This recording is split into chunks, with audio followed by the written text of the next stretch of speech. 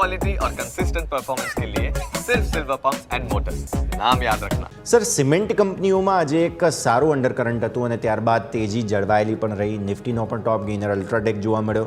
બાકી બધી સિમેન્ટ કંપનીઓમાં પણ સારું એક્શન હતું. મિડ કેપ સ્મોલ કેપની અંદર પણ એક્શન હતું.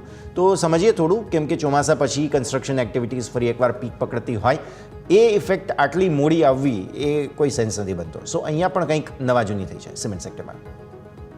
પહેલું તો એવું છે કે અત્યાર સુધી સિરીઝ ઓફ કટ લીધા આ લોકોએ જે રિસેન્ટ પાસ્ટમાં મીન્સ પોતાના પ્રાઇસ છે એમાં પહેલી વાર ઘણા ટાઈમ પછી કટ લીધા હતા અને એટલે માર્કેટ થોડું ડરી ગયું. પરંતુ આ મહિને પહેલી વાર એવું છે કે મીન્સ કે રિસેન્ટ જે ડેટા આવે છે કે સિમેન્ટ કંપનીઓ છે એમને પોતાના પ્રાઇસ છે હાઇક કર્યા છે. તો આઈ થિંક એને લઈને થોડું માર્કેટમાં ઉત્સાહ હતું. સેકન્ડ જે પોઝિટિવિટી એટલે પણ હતી કે આજે જે જીડીપીના આંકડાઓ ખરાબ આવ્યા તો માર્કેટને એવું અનુમાન લાગ્યું કે હવે ગવર્મેન્ટ ઇન્ફ્રાસ્ટ્રક્ચર ઉપર ફોકસ કરશે, રિયલ એસ્ટેટ સેક્ટરને બૂસ્ટ આપવા માટે ટ્રાય કરશે. તો બંનેમાં સિમેન્ટ એક સૌથી મોટું ઇનપુટ છે અને આના હિસાબે આજે સિમેન્ટ કંપનીઓના સ્ટોક છે એમાં સારો એવો ઉછાળો હતો અને આ ઘણા ટાઈમના અંડર પરફોર્મન્સ બાદ આ ઉછાળો હતો. હવે આગળ કેરી ફોરવર્ડ ક્યાં જોવું જોઈએ? મારા હિસાબે રામકો સિમેન્ટ અને દાલમિયા ભારત આ બે કંપની ઉપર ફોકસ કરો. અલ્ટ્રાટેક, શ્રી સિમેન્ટ આ બધા ઓલરેડી ચાલેલા સ્ટોક છે.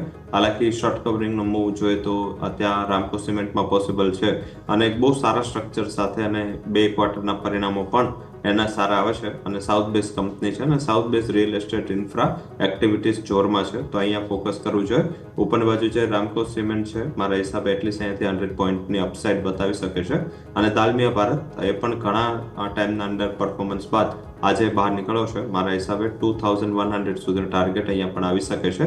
તો આ સેક્ટરમાં જો જવું હોય અને આજ જે આગળ જે બજેટ છે કે ગવર્મેન્ટ કેપેક્સ છે અને રિઝર્વ બેંકની લૂઝ પોલિસીની એક્સપેક્ટેશન છે એ આ બંને સ્ટોકને સપોર્ટ કરતી રહેશે.